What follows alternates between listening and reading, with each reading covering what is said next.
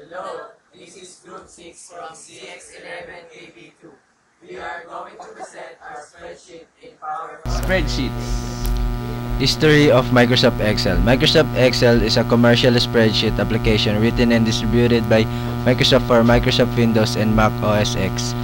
Through the video, the early developers, programmers, and managers talk about how Multiplan evolved from a simple command line program to full-fledged UI-based tool. In 1982, Microsoft had a hot-selling spreadsheet product, Multiplan, that did well in international markets, but not in the USA. The USP of the product being portability. The program was created for CMP, Control Program for Microsoft microcomputers, which would run on Intel 8080-85 processors. However, the program started losing popularity to Lotus 123. Microsoft's developers came together and started thinking that should evolve their software to compete with Lotus 123. The plan was to came up with new product that would replace Multiplan. The new project was codenamed Odyssey. Odyssey was aimed at creating a better spreadsheet program, but it didn't do very well on GUI part. Then a brilliant programmer named Douglas Chandler figured out how to do two-dimensional calculations simultaneously that helped Odyssey to do calculations much faster than Lotus 123.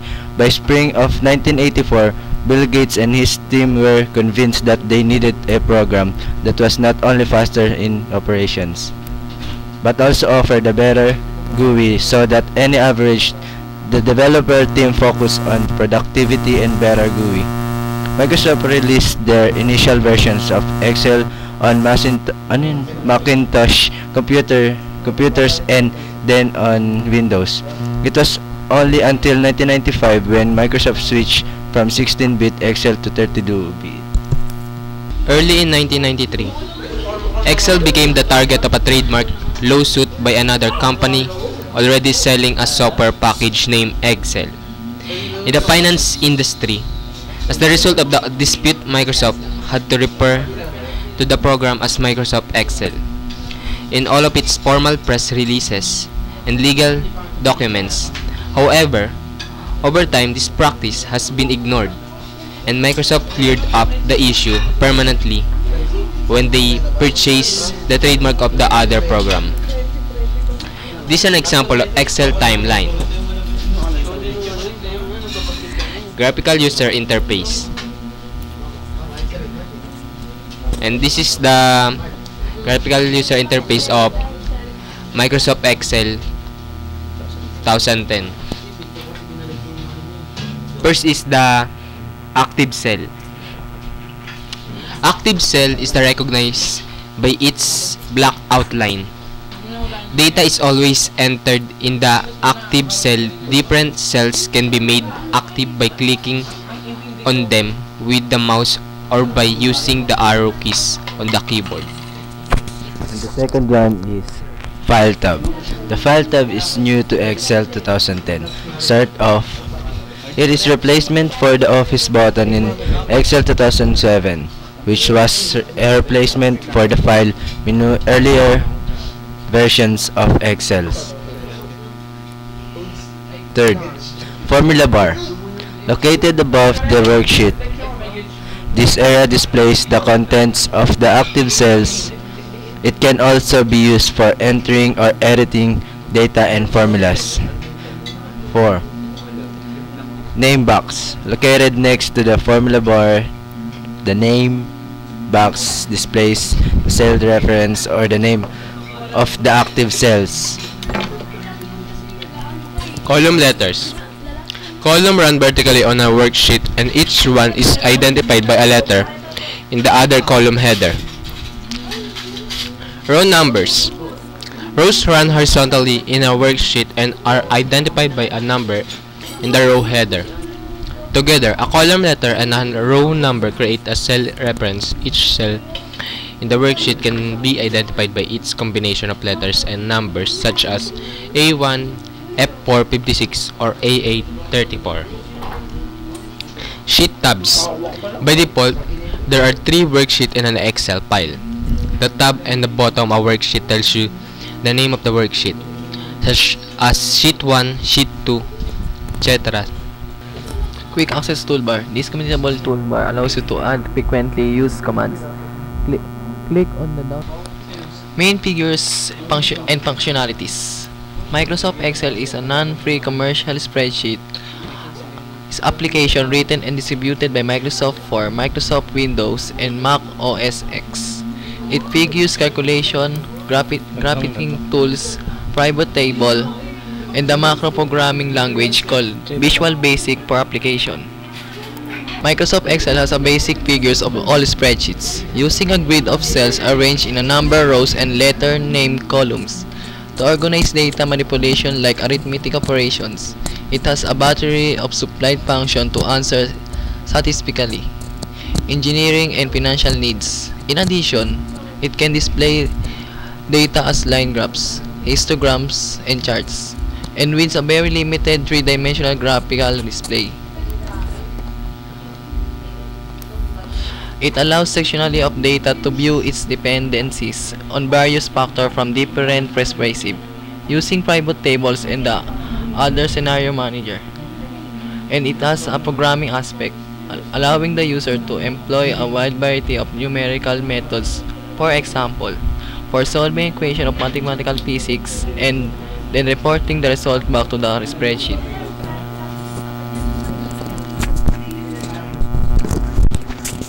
It has a variety of interactive features allowing user interfaces that can completely hide the spreadsheet from the user. So the spreadsheet presents itself as a so-called application or decision support system, or DSS, via a custom designed user interface. For example, a stock analyzer, or in general as a design tool that asks the user question and provides answers and reports. In a more elaborate realization, an Excel application can automatically pull external databases and measuring instruments using an update schedule, analyze the results, make a Word report or PowerPoint slideshow, and email this presentation on a regular basis to a list of participants. OpenOffice.org Calc. OpenOffice.org, commonly known as OOO or OpenOffice, is an open source application suite whose main components are for word processing, spreadsheets, presentations, graphics, and databases. Others. OpenOffice.org originated as Star Office, as an office suite developed by Star Division, acquired by Sun Microsystems in August 1999. The source code of the suite was released in July 2000 with the aim of reducing the dominant market share of Microsoft Office by providing a free and open alternative. OpenOffice.org was open source version of the Star Office suite, with development sponsored primarily by Sun Microsystems. After acquiring Sun in 2010, Oracle Corporation stopped supporting commercial development and contributed the suite to the Apache Incubator to become a project of Apache Software Foundation. The project and software are commonly known as OpenOffice, but this term is trademarked both in the Netherlands by a company co-founded by Walter Hengraff and independently in the UK by Orange UK. As a result, the project adopted OpenOffice.org as its formal name. OpenOffice Calc, in a computer spreadsheet program that contains a series of rows and columns that can accept numbers that can be calculated and processed with a computer. The spreadsheets are used by financial institutions, businesses, and other organizations that have to process a large amount of numerical data. The OpenCalc was created in 2002 as part of OpenOffice.org suite. Graphical user interface.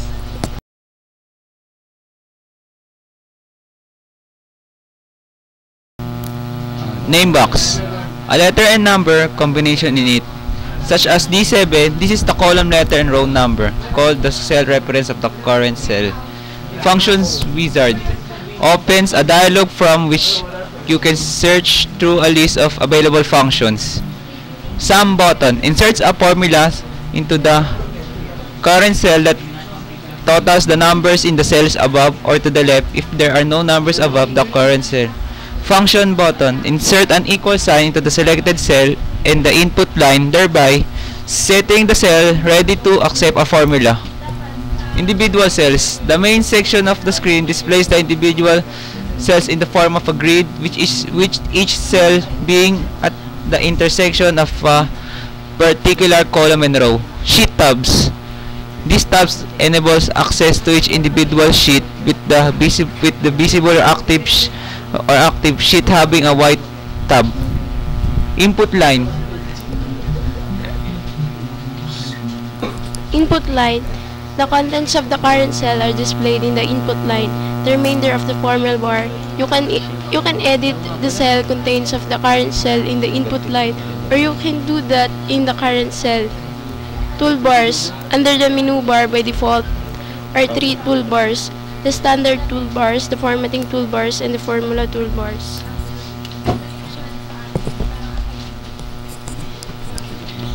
Main features and functionalities. OpenOffice.org Calc is the spreadsheet component of the OpenOffice.org software package. Calc is similar to Microsoft Excel with a roughly equivalent range of features. Calc is capable of opening and saving most spreadsheets in Microsoft Excel file format. It provides a number of features not present in Excel, including a system that automatically defines series for graphing based on the layout of the user's data. Calc is also capable of writing spreadsheets directly as PDF files.